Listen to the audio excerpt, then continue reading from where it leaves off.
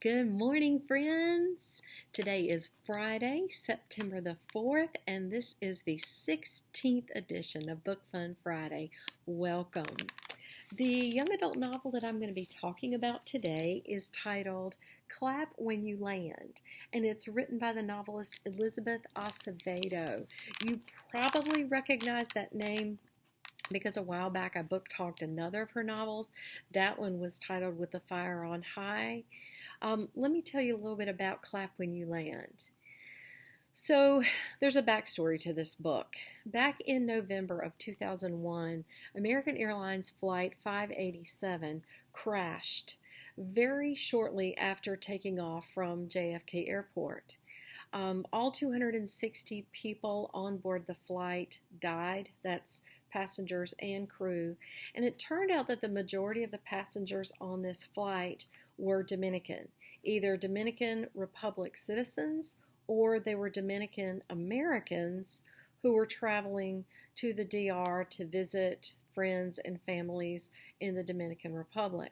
And so when this crash happened, it had a profound impact on this particular Dominican neighborhood in New York City. Well, Elizabeth Acevedo was 13 years old at the time, and as the details of this story started to emerge about why the crash occurred and the impact that all these people's deaths had in this particular neighborhood and that sort of thing, she was obsessively writing down all the information that she could find about it. And from those writings that she made at 13 years old, this book was born. Now, the two main characters in this book are teenage girls. One girl is named Camino. Camino lives in the Dominican Republic with her aunt, her tia, and the other girl's name is Yahaira, and Yahaira lives in New York City with her mother. Well, it turns out that these girls are sisters, except they've never met each other, and they don't know that the other sister exists until this really awful event happens. And that awful event is a plane crash that kills their father. And it turns out that their father has been living this double life. Part of his life is in New York City, and the other part of his life is in the Dominican Republic. And he travels back and forth between these two lives, but these two girls don't understand what's going on until after his death. And that's not a spoiler, by the way. The plane crash occurs very early in the book. We know very early in the book that their father is among the people who die in that crash. And then the rest of the story is what happens after that crash, after his death, as little by little the secrets of this double life start to emerge. And these two girls realize about the existence of the other. So I'm going to share a couple of passages. Now, this is a novel in verse, which y'all know. If you've watched my book talks, you know that I love a novel in verse. And each poem is told in the voice of each of these girls. And so the first poem that I'm going to share is in the voice of Camino. And remember, Camino lives in the Dominican Republic with her aunt, her tia. And her tia is like a neighborhood healer. When anybody is sick or is delivering a baby, they call upon her to come and help them. Tia is the single love of my life, the woman I want to be one day. All raised eyebrows and calloused hands, a hairy upper lip stretched over a mouth that has seen death and illness and hurt, but never forgets how to smile or tell a dirty joke. Because of her, I too have known death and illness and life and healing, and I've watched Tia's every move until I can read the Morse code of sweat beads on her forehead.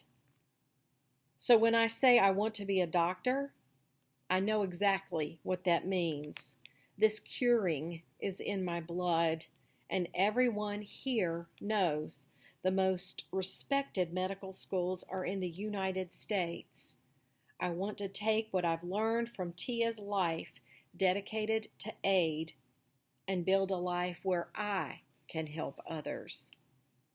There have been many days when Poppy's check comes late and we have to count how many eggs we have left or how long the meat will stretch. I don't want Tia and me to always live this way. I will make it. I will make it. I will make it easier for us both. And again, that's the voice of Camino. So this next section is in the voice of Yahaira. And remember, Yahaira lives in New York City with her mother.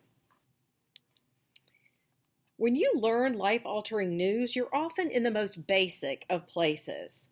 I'm at lunch, sitting in the corner with Andrea, or Dre, although I'm the only person who calls her that. She is telling me about the climate change protest while I flip through a magazine. Dre is outlining where she'll be meeting the organizers and the demands they'll be making at City Hall. When Miss Santos's crackling voice pushes through the loudspeaker, it says, Yahaira Rios, please report to the main office. I feel every eye in the cafeteria turn to me. I hand the magazine to Dre, reminding her not to dog-ear any of the pages since it belongs to the library. I grab a pass from the teacher on lunch duty, but Mr. Henry, the security guard, smiles when I wave it his way. I heard them call you girl.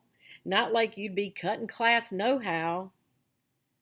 I hold back a sigh. On the chessboard, I used to be known for my risk-taking, but in real life, I'm predictable.